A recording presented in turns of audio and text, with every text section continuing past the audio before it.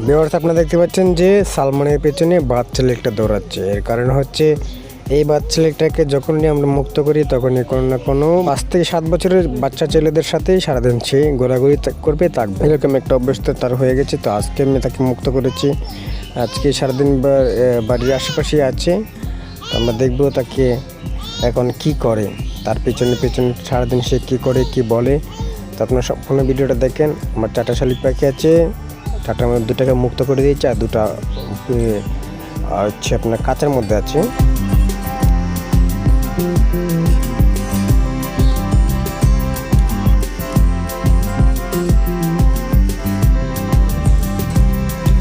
তার পেছন সারাদিন ঘোরাঘুরি গেছে এবং তার পায়ের মধ্যে বারবার ঠোকর মারছে। তার হাফ প্যান্টের মধ্যে ঠোকর দিয়ে তার হাফ প্যান্টটা ছিঁড়ে ফেলেছে।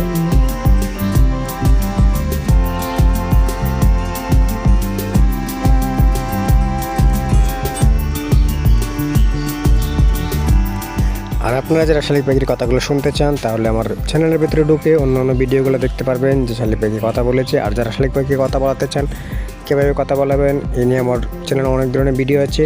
তো আমি আজকে আপনাদেরকে একটি ইনফরমেশন দিতে চাই, সেটা হচ্ছে এখন যে প্রচুর গরম পড়েছে, সেই গরমের মধ্যে শালিক পাখিকে আপনারা কী করবেন। এই গরমের মধ্যে শালিক পাখিকে আপনারা বেশিরভাগ একদিন পর তাদেরকে মুক্ত রাখবেন এবং একটা পাত্রের মধ্যে পানি দিবেন, তারা যেন সুন্দর করে গোসল করতে পারে। আর যদি তারা গোসল করতে পারে তাহলে কিন্তু তাদের সহজে রোগবালাই হবে না।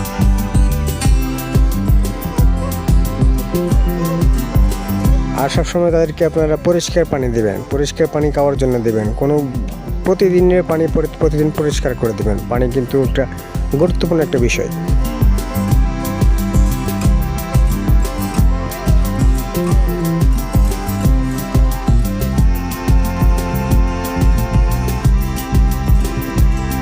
আর এই গরমের মধ্যে পাখিকে আপনারা স্যালাইন খাওয়াতে পারেন। টেস্টি স্যালাইনের সাথে পানি মিক্সড করে তাদেরকে দিতে পারেন, তাহলে কিন্তু আর বেশি উপকার হবে। যেটা হচ্ছে মানুষের টেস্টি স্যালাইন না, পশু পাখির টেস্টি স্যালাইন আছে। এটা আপনার ব্যাটালাইনের দোকানে গেলে, ফার্মেসিতে গেলে আপনারা বললেই দিয়ে দিবে, যেটা কবুতরকে খাওয়ানো হয়। আপনারা দেখতে পাচ্ছেন দুষ্ট শালিকটা বারবার সালমানের কানের মধ্যে টোকর মারছে, হাতের মধ্যে টোকর মারছে।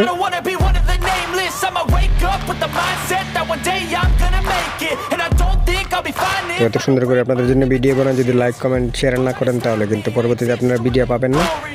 তো চ্যানেলটা সাবস্ক্রাইব করে একটা লাইক দিয়ে দেবেন।